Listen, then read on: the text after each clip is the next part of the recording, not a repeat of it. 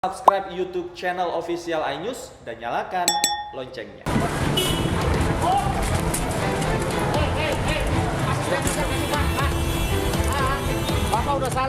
Petugas Satpol PP berlari mengamankan seorang pedagang kaki lima yang mengevakuasi barang dagangannya di kawasan Pasar Tanah Abang. Tarik-menarik terjadi saat pedagang pakaian mempertahankan barang dagangannya.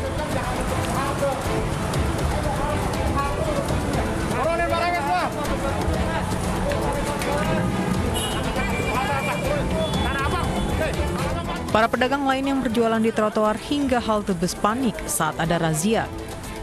Mereka berupaya mengevakuasi barang dagangan ke dalam toko. Petugas Satpol PP menyasar pedagang yang masih jualan di trotoar.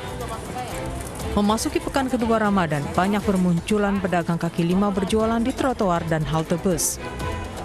Jadi kita rutin untuk masalah PKL yang masih membandel maupun yang di halte tetap kita upayakan kita tindak.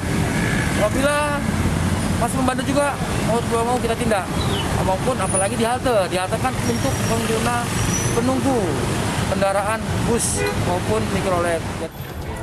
Petugas membawa peralatan pedagang dan sejumlah pakaian sebagai barang bukti saat razia. Penertiban pedagang kaki lima ini akan rutin agar kawasan Tanah Abang rapi.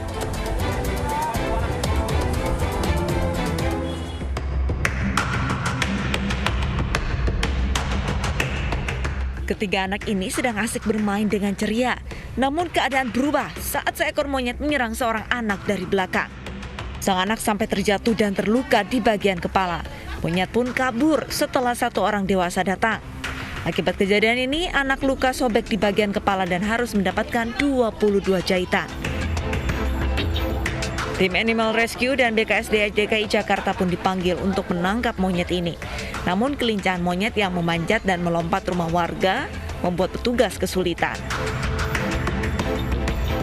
Naik genteng kayak gini nih susah ini, maksudnya takut gentengnya orang pecah gitu. Mungkin nggak untuk dilumpuhkan dengan cara ditembak bius atau tembak Ya mati? kalau itu sih mungkin bisa, kalau dari warganya sih bisa langsung turun langsung sih bisa. Kalau dari tim kita sih paling kita harus laporan dulu.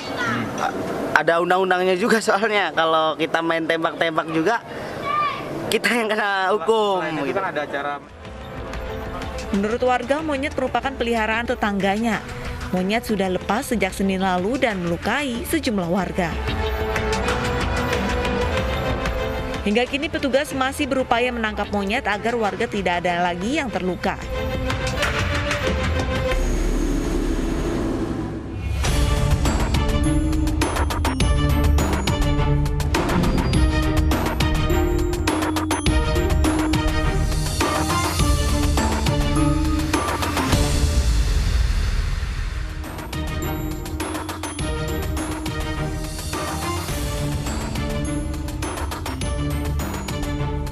Pengusaha wajan asal Bantul tewas dibunuh karyawan yang memiliki hubungan keluarga.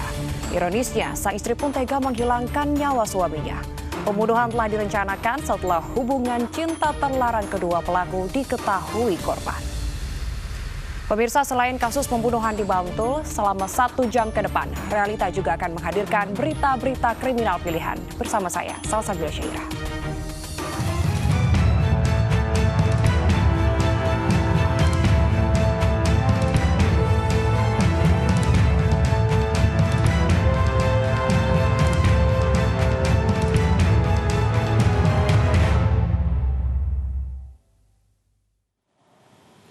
Pemirsa, kita awali realita dari Surabaya, Jawa Timur. Sesosok jasad wanita ditemukan terlilit kasur lipat bersama boneka dan terbungkus karung di lahan kosong kawasan Jambangan, Surabaya.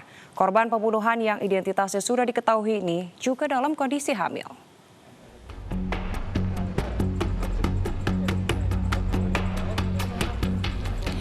Warga di Jalan Masjid Agung Timur, Jambangan, Surabaya gempar dengan penemuan jasad wanita terlilit kasur lipat dan terbungkus karung di lahan kosong. Tim Inafis Polrestabes Surabaya yang tiba di lokasi langsung mengidentifikasi jasad dan mengolah tempat kejadian perkara. Awalnya jasad ini ditemukan oleh pengendara ojek daring yang curiga dengan bau tidak sedap di sekitar lokasi. Dan saat memeriksa bungkusan karung, ternyata berisi jasad yang dililit kasur lipat bersama boneka. Berupa bau anyir atau kayak dikira itu tikus, masih batang atau apa. Cuman waktu jam 10, pukul 10, dia tuh lihat kok ada kaki, ada kaki. Anak-anak takut lari panggil ke amanan PWNU Pak Rasid untuk ke sana untuk hadir. Setelah dilihat oleh Pak Rasid, ya ternyata ada jenazah itu. Jasad wanita korban pembunuhan ini diketahui bernama Putri Ima Kamelia Sandi. Korban diketahui tengah hamil dan tinggal di rumah kos Jalan Gayungan Gang 7, Surabaya, atau 2 km dari lokasi kejadian. Identitas daripada korban itu swasta, perkiraan umur antara 28 sampai 30. Dia hamil atau enggak? Keterangan yang saya dapat, dia hamil.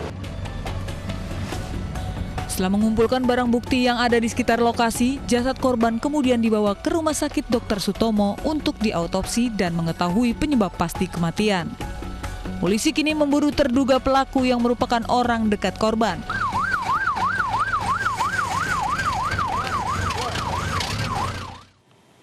Dan pemirsa, kami baru mendapat informasi jika pelaku pembunuhan wanita yang jasadnya ditemukan terbungkus kasur di Jambangan, Surabaya ini sudah tertangkap. Dan pelaku diketahui adalah suami korban. Rencananya rilis terkait pembunuhan ini akan digelar sore ini di Mapolda, Jawa Timur.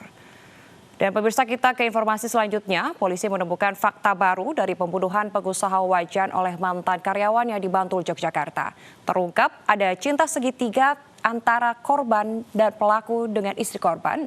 Tidak hanya itu, istri korban juga turut merencanakan dan membantu pembunuhan ini.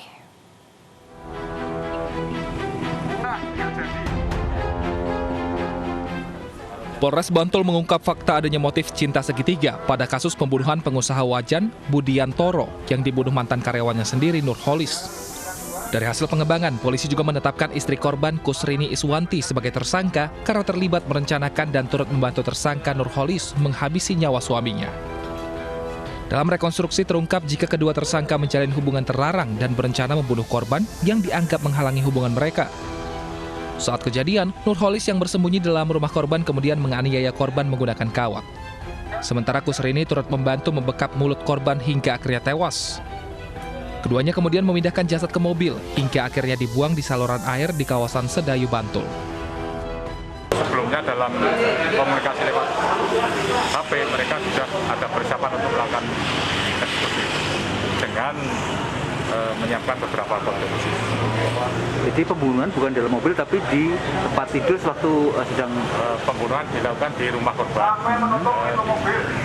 Ketika sedang berhubungan badan berarti. Ketika sedang berhubungan badan, yang ketika itu sebelumnya katanya tersangka yang satu sebelumnya itu dibunuh di dalam mobil, ternyata faktanya berbeda. Sekarang dibunuh di depan TV di ruang tamu. Dan itu sudah direncanakan memang.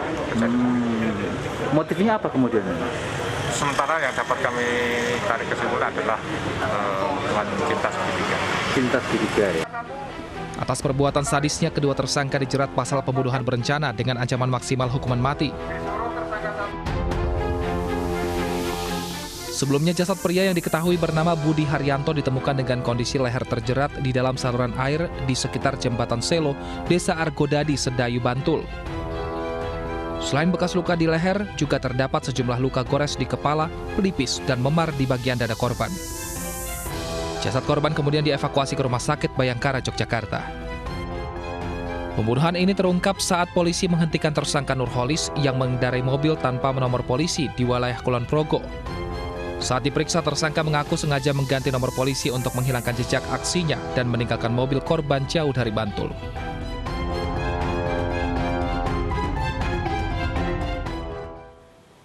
Seorang pria di Medan, Sumatera Utara menganiaya mantan istrinya hingga nyaris tewas. Pelaku kecewa lantaran korban menolak untuk rujuk dan tidak rela jika korban kembali menjalin hubungan dengan orang lain.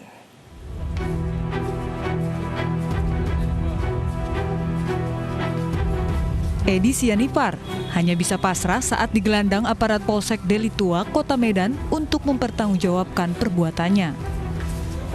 Pria 33 tahun ini ditangkap usai nyaris membunuh mantan istrinya, Halimah Pinem, di Jalan Stella Raya, Simpang Selayang, Kota Medan. Kepada polisi, pelaku mengaku kesal dan kecewa lantaran korban menolak rujuk.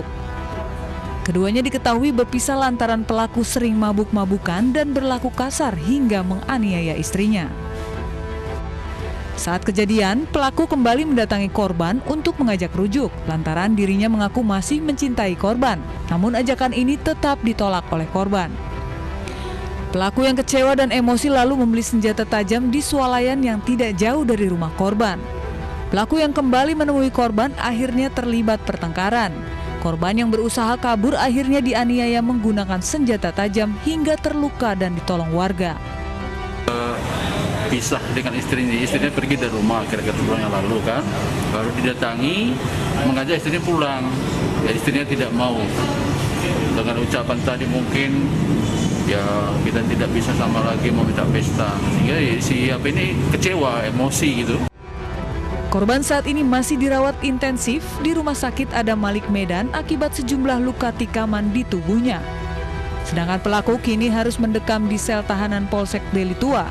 Polisi menjeratnya dengan pasal berlapis yakni penganiayaan dan kekerasan dalam rumah tangga dengan ancaman hukuman di atas 5 tahun penjara.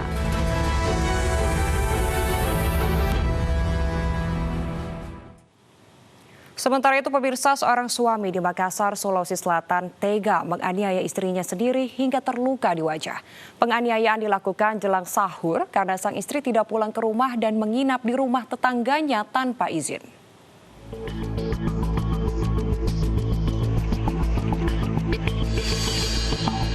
Susana ditemani anak bungsu dan tetangganya mendatangi posko Resmo Polsek Panakukang, Kota Makassar, Sulawesi Selatan.